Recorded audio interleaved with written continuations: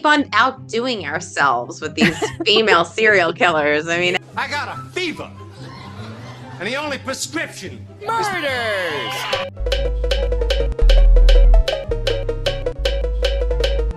how bad can this get? We're not doing it.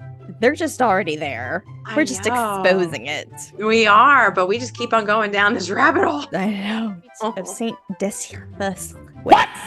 Mm.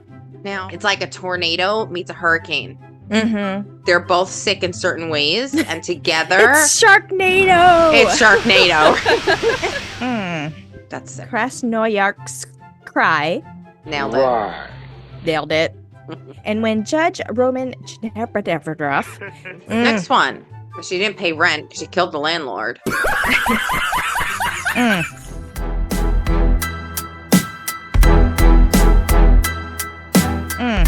Now, hey there, chatters. I'm Nat. And I'm Kat, and welcome to the Crime Chat. I am your forensic femme fatale Natalie, your true crime connoisseur. We're just two normal girls who obsess about dark crimes, evil minds, and occasionally the unknown. And here's your disclaimer, chatters. The following crime chat contains adult content and descriptions of violent scenarios today, so your listener discretion is advised. You've been warned, but before we get into today's crime chat, Kat, what have you done? Well, I did watch the first episode of The House of Dragon. Uh-huh. And, you know, I was so confused. What were you confused about? Did you like it? I enjoyed it. I've never read the book, so I don't know like what I'm missing, right? And the whole lineage and history, I feel like I need a refresher in.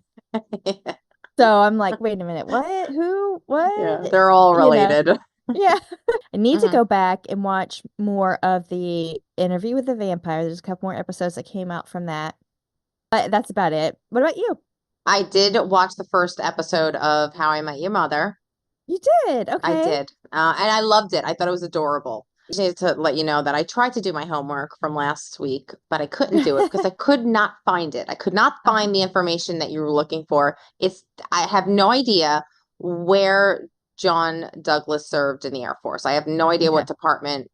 I wonder if that's like redacted for some reason. I mean, it's possible. He also probably has never said it, which I can understand. A lot of people were saying to me, hey, if you watch that, maybe you should watch Shin Godzilla. This is probably the most grotesque Godzilla I have ever seen, but super interesting. And there's a part 2 coming out, Kat. So Godzilla shows up as a lungfish, and he gets out of the water and morphing into another version of himself. Like, he was transforming into human. I was just about to say that. Yeah, that's about it. Well, continuing on our theme for this season, we have 2 more female serial killers to talk about today. Yes, we do. You ready for my story? I'm ready. We're gonna just jump right in. We are.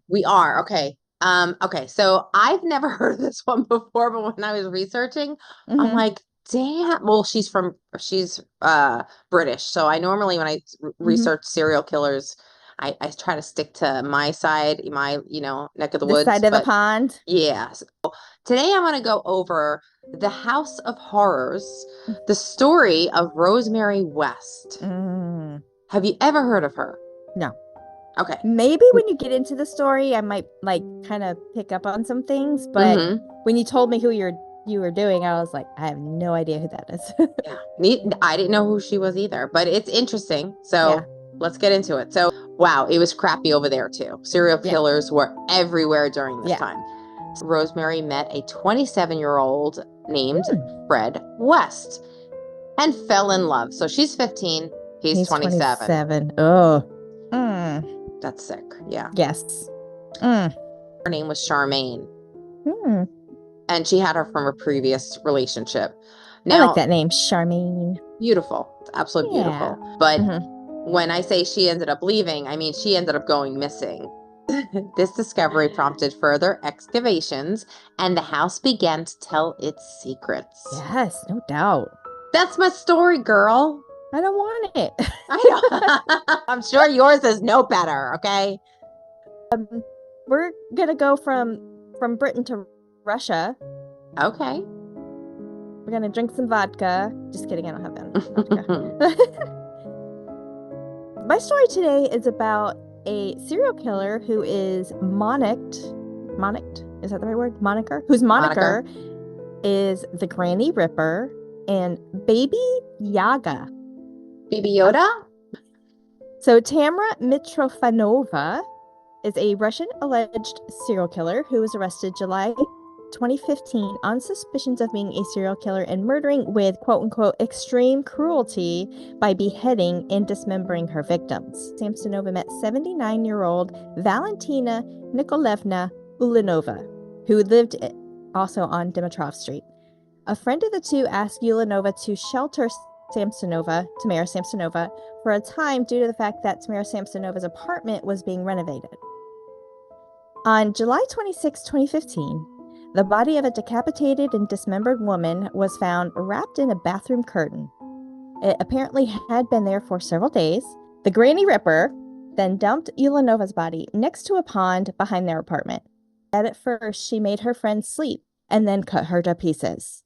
End quote. Samsonova had a penchant for gouging out and eating lungs. That's disgusting. I woke up at 2 a.m. and she was lying on the floor. So I started cutting her into pieces, end quote, and then boiled them on the stove. Who does that sound like? Wait, that sounds like the 2 Thanksgiving murders. The one that I did our first season. Oh, yeah. And then the one you did. The Egyptian Beauty Queen is the one that I did last year. Yes. We have a theme. Okay. I guess so. I believe that Tamara Samsonova could have killed up to 21 people. So that is the story of the Granny Ripper. I don't know if she had any kids. That's nuts. I've never heard of that one. No, me either. Yeah, those are 2 doozies.